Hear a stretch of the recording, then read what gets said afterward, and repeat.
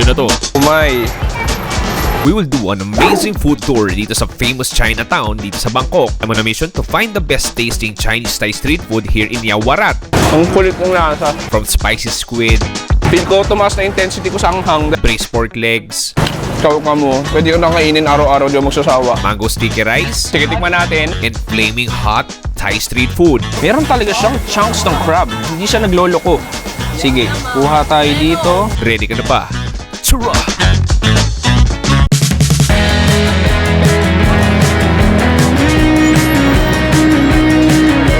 Ngayong araw, nandito tayo sa sobrang sikat na Bangkok Chinatown, known locally as Yaowarat. It's a bustling neighborhood in the heart of the city. It's famous for its vibrant street life, markets, at syempre, delicious food. Pare, magandang hapon sa inyo. Nandito tayo ngayon sa Bangkok, Thailand. Specifically, nandito tayo sa Yaowarat. Dito sa kanilang Chinatown. Pare, nanggaling na ako dito dati pero it's time to rest back dahil bawal ka pupunta ng Bangkok, hindi ka pupunta dito. This is like from 1890s pa. So medyo historical.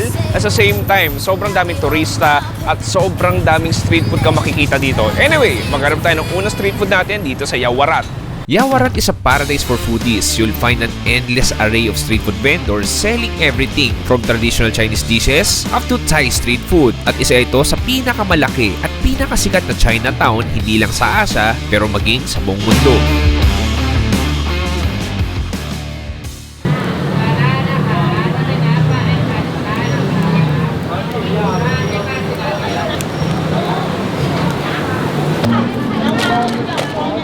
My friend, chili you can?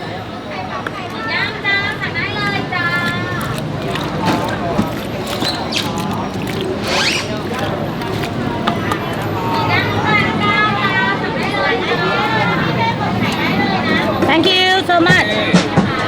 Thank you.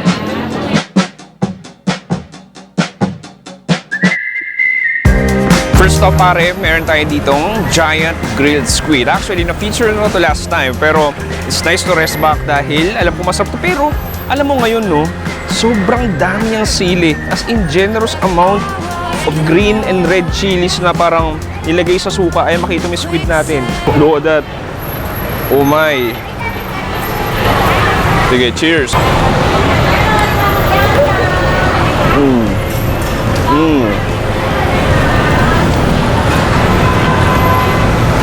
Ang sarap. I mean, sobrang spicy niya. All of the chilies. Nangibaboy kami sa sibuyas, ng suka. Itong greens natin, hindi ko kung coriander ba to. Papadagdag ng bango. Imposit natin, perfectly chewy, grilled, and smoky. Titikman natin to.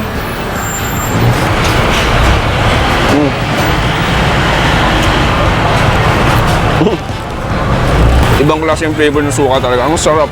Alam mo, to be honest, dating special naman, nagpapasarap talaga dito yung suka. Kung wala to, medyo bland siya. Feel ko tumaas na intensity ko sa anghang dahil dati sobrang nahangan ako. Ngayon medyo sakto lang. Anyway pare, hanap tayo next food trip dito sa Chinatown.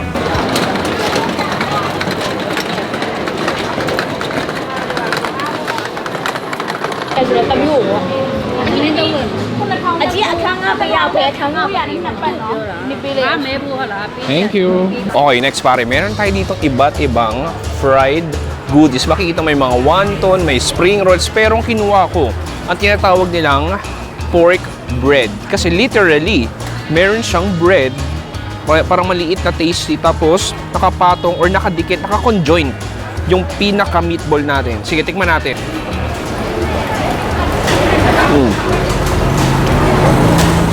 Ang kulit ng lasa. Okay. Una sa lahat, itong layer na to, medyo malutong, may pagka-chewy. Tapos, literal tinapay nga siya. Tinapay na medyo chewy. And then, pagdating dito, is a porky meaty meatball na parang may onion chives. Pinaka nagpapalasa lang yung parang sweet chili niya. Okay. Kita mo, ang daming pumipila, ang daming kumakain. Nakaka-intriga naman kasi talaga yung itsura. You know that? Siguro ito yung pinaka-best. Pero, pwede na, pang naman dyan. Yeah, tapos malalaki. Mura lang din. Nasa roughly 80 pesos lang to.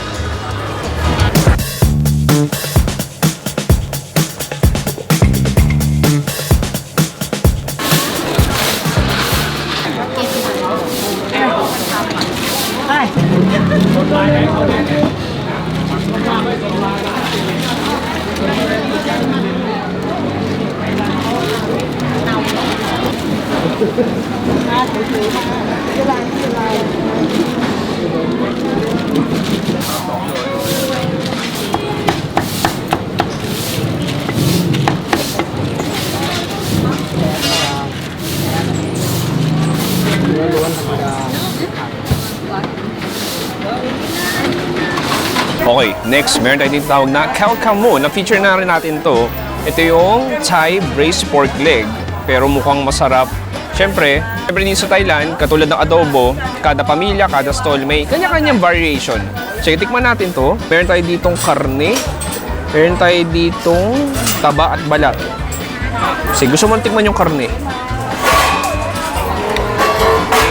Cheers!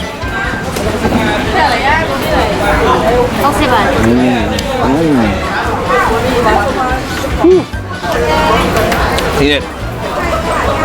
Ang sarap. Medyo mild sa flavor pero masarap pa rin. I mean, alam mo, itong Calcamo, pwede mo siyang halin tulad sa crossover ng patatim at crossover ng adobo. Parang ganun. Tapos yung karne natin, sobrang lambot din. So, ang gawin ko is meron tayo ditong, ito yung favorite na sausawan nito or condiment. We have that vinegar and chili sauce. Ilalagay mo dyan sa Calcamo natin. Ito yung gawin ko, kuha ko ng balat. Tapos kuha ko ng itong parang mustard pickle natin dito. Tapos kuha rin tayo ng kanin.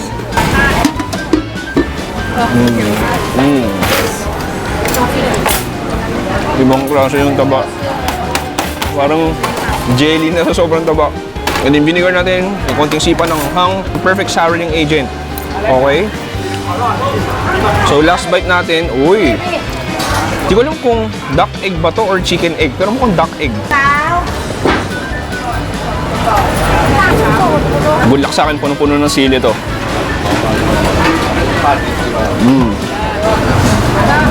Okay. Parang kumakain ng Penoy. Calcamo, pwede ka na kainin araw-araw, di mo magsasawa. Okay, Paps, lumalalim ng gabi. Hanap tayo next food trip dito sa Chinatown.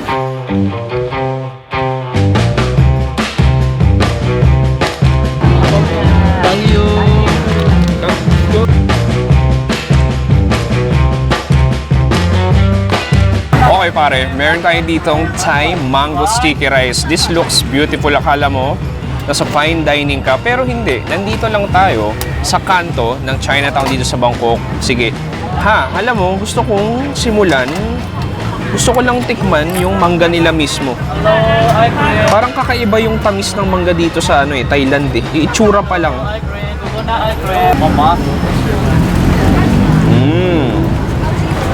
Pantamis nga.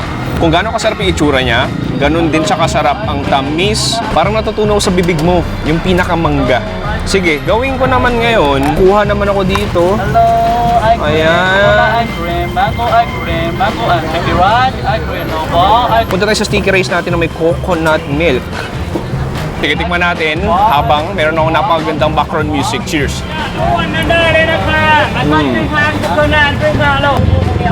Ang sarap ng sticky rice. Alam mo, may konting alat siya. Siguro dahil sa pinipig.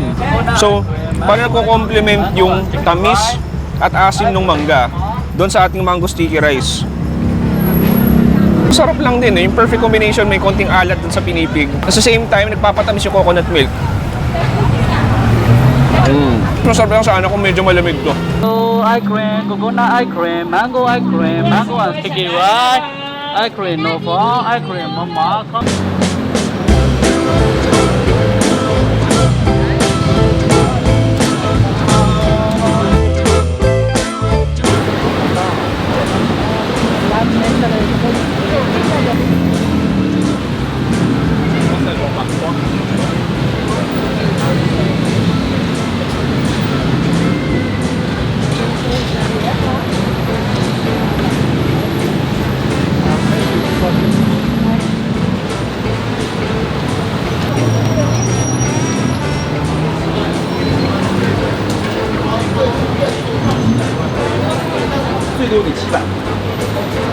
平时也是，只要有人问啊，或者他就见过我们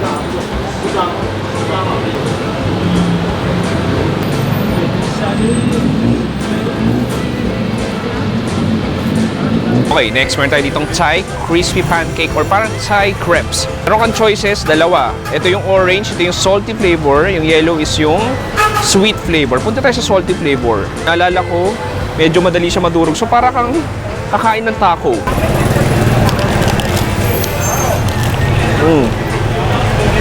Yung salty flavor, parang siyang may shredded shrimp. Ganon-ganon. And then, nalasahan ko rin parang may fishy aroma siya. At the same time, yung coriander nagpapatulong. And then yung pinakalabas, parang siyang sweet apa. Apa ng ice cream na sobrang nipis. At syempre, sobrang lutong. Okay, ito naman yung sweet. Dilaw gawain sa egg yolk na may sugar syrup. Kasi ito may whipped cream. Tikman natin. Cheers!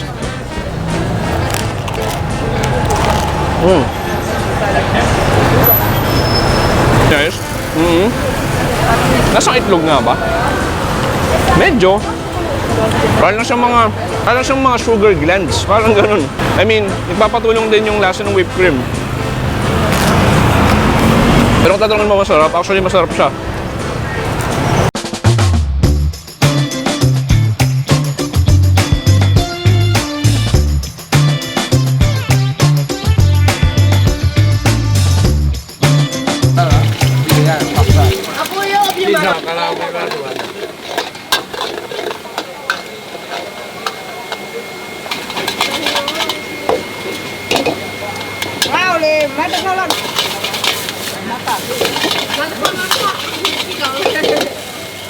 Chiro, làm với nhau à?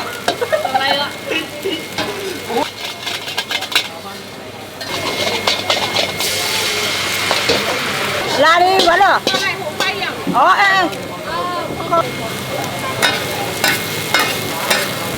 Nó làm nghe tôi cũng đá luôn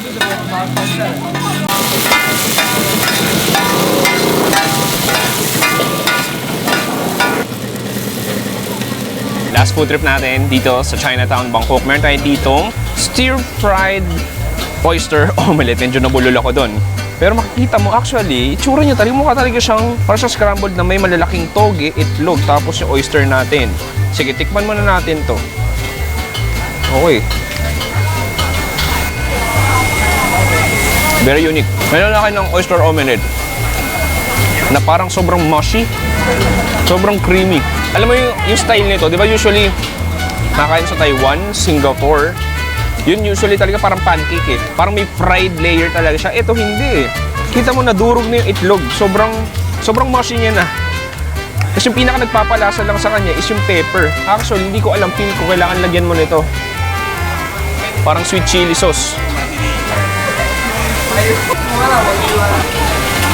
Mas nakakatulong with that chili sauce. Para sa akin, flavor-wise, hindi lang siya yung parang suntok. Okay, next, ito yung ating crab fried rice. Look at that. Meron talaga siyang chunks ng crab. Hindi siya nagloloko. Sige, kuha tayo dito.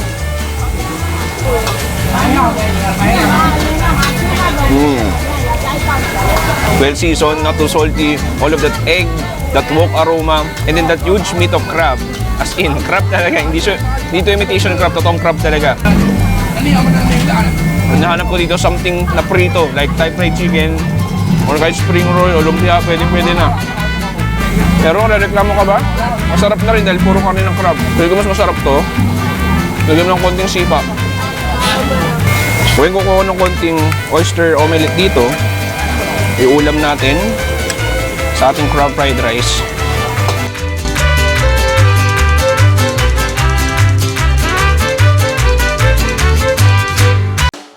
Okay pare, dito nagtatapos ating episode dito sa Bangkok, Chinatown, dito sa Yaowarat. Ibang klase talaga. At nice to be back. Mas marami akong nakakain mas marami nakain ngayon. At mas konti yung tao, so mas masarap mamasyal. Maraming salamat sa panonood si Chewy dito sa Bangkok, Thailand. Nagsasabi, stay safe. Good night. Uy! And good bye. Pili ko sinadya niya yun eh. Bang!